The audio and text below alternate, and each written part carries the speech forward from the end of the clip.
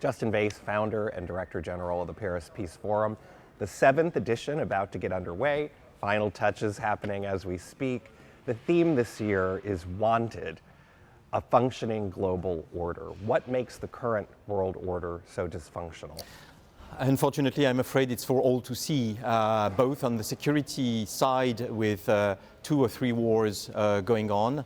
And so we'll be focusing on these hot crises. But then also in terms of, I would say, North-South relations, and the world order doesn't function for many countries from the global South because of debt, because of the problems they have in the green transition, or simply to eradicate poverty. We are not on track to meet the SDGs in 2030. And so that's why we're looking for a world order that works. And this forum is convening 1 week after the election of Donald Trump in the United States. What concerns you most about Trump 2.0? Well, let's put it this way. What we are trying to do is to build a network of coordination and cooperation, which emphasizes the need to respond jointly to common challenges. Let's put it in a very, very simple way.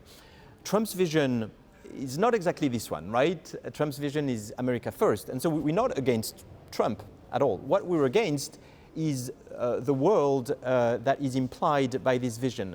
Because if everybody puts France first, EU first, China first, America first, etc., then there will be problems that America alone, China alone, or the EU alone cannot solve, right? Whether it's climate change, biodiversity, refugees, regulation of AI and tech, etc., all the problems we're dealing with. And so what we insist on, even 5 days after Trump's election, is to push forward to advance this network of cooperation simply because we need it. So in response, though, President Macron, after Trump's victory, said Europe needs to become, in his words, an omnivore, right? No longer an herbivore. In other words, it's eat or be eaten, right? Yeah. So that kind of sounds a bit like Europe first to me.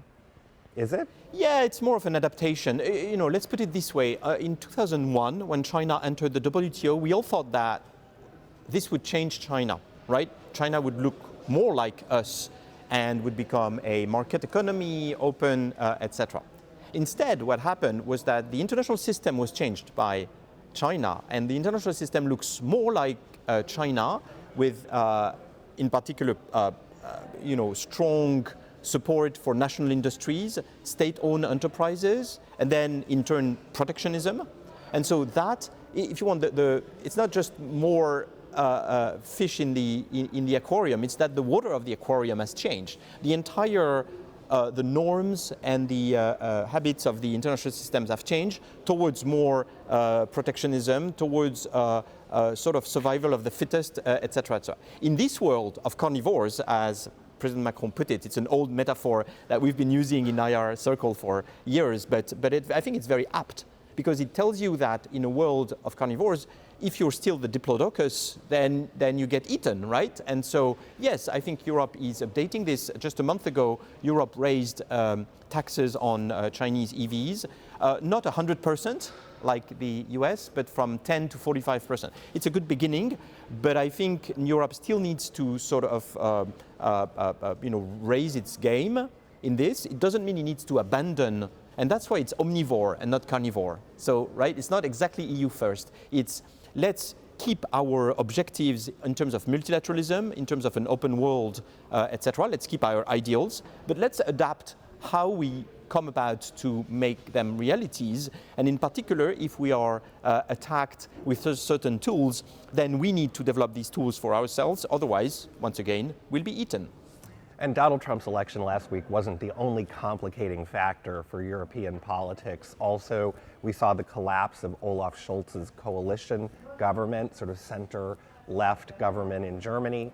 There has been a rise of the political right across many countries in Europe. How would you describe the current climate politically on the continent? Certainly, it's not a good time for Europe. Certainly, Germany is weakened by the current crisis. France is not exactly in the top state that it was just a few years ago, even if I think that can come back. We are in the midst of changing the team in Brussels at the EU Commission, even though Ursula von der Leyen will remain at the helm. But a large part of the Commission will be changed. So these few months are not exactly the best ones. This said, I think we should also sort of heed the call or pay attention to what happened in the US, because it's very clear that the fundamental societal changes, socioeconomic changes that put Donald Trump in power also exist in Europe, and we see them very, very clearly with a host of situations, national situations, where national populists, epitomized by Viktor Orban in particular, are winning the day. And so on top of the current situation of Europe, political situation which is not very good, there's this sort of warning that comes from the Trump election, and which means that probably we will be seeing changes and a reinforcement of this populist right in the coming years, and that's, I think, a clarion call for all those who want an open and vibrant Europe. So you began by talking about the war in Ukraine, of course, as being one of those signs of dysfunction in the global order. Arguably, in those first months after Russia invaded Ukraine, we had never seen a more unified Europe, a more unified NATO. Do you think that unity still holds? And how could Trump's presidency impact the war in Ukraine? Obviously, Trump's position on that, which remains to be seen in the exact sort of settings that he will adopt.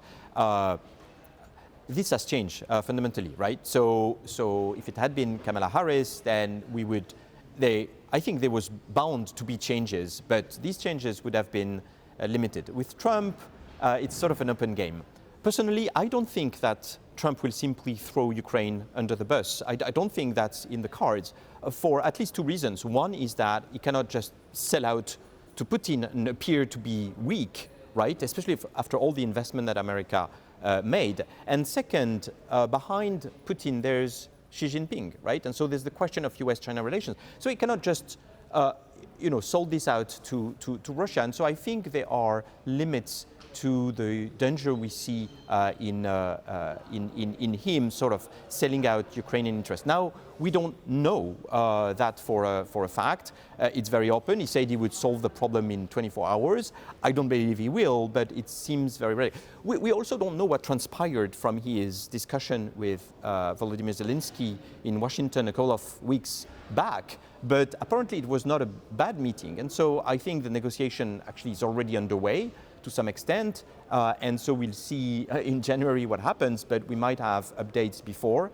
I think the conclusion is still, however, that Europe should be ready to support Ukraine by itself. Whether it can is another question, but it should be ready. And I think there is still some sufficient consensus in Europe to ensure that we will be supporting Ukraine. In fact, Donald Trump and President Zelensky of Ukraine spoke recently. Zelensky called to congratulate Trump on his victory, and Donald Trump brought Elon Musk onto that call. What did you make of that?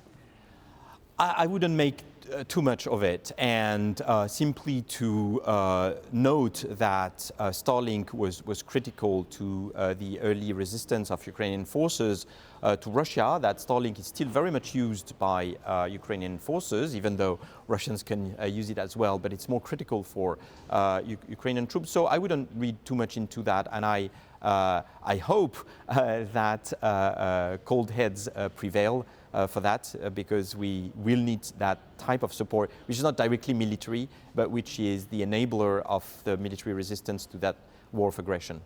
And then finally, what is your goal for this year's forum? What do you hope comes out of this week?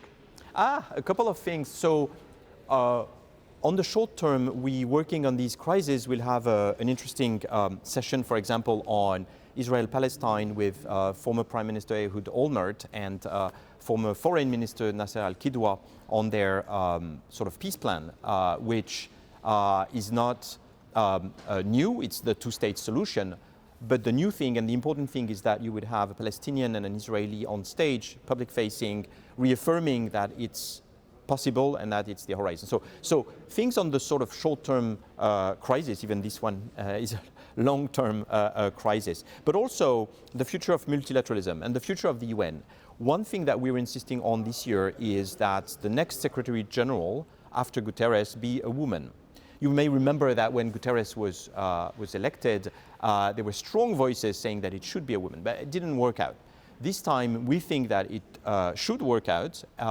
Latin America is supposed to be the continent from where a candidate will emerge, so we are gathering a number of females from Latin America who are very prominent and amazing women who could potentially be in that job. So that's Rebecca Greenspan, for example, Rebecca Greenspan and others.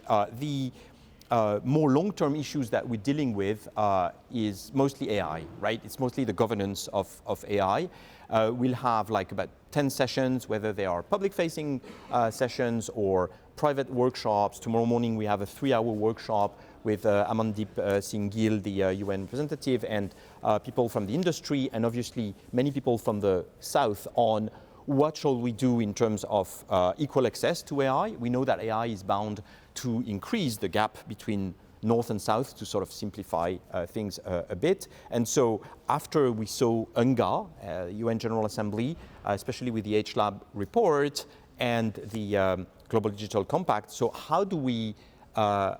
what's the next step? How do we concretely create a mechanism, a network, or an institution that could make sure that the benefits of AI are shared by the Global South? That's one of the important points on AI governance, but also on safety, also on labor, on culture, etc. And what role do you see Europe playing in both access and inclusion of Global South in the new emerging AI economy, but also in innovation?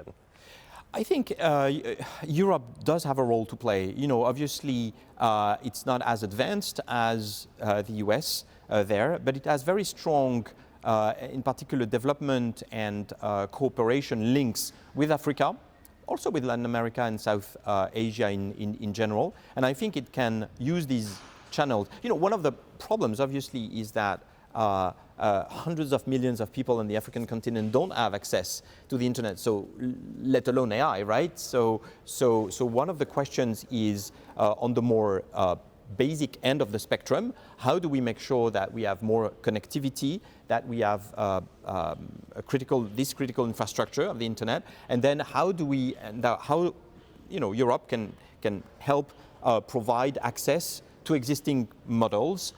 We don't need to invent new foundational models in Africa. That's not the point. The point is, how do we put AI at the service of health issues, education issues, agriculture issues with the data sets we have for Africa, or that Africa has, and how do we encourage an ecosystem in Africa by Africans themselves? And in that, I think Europe, using its development tools, can help.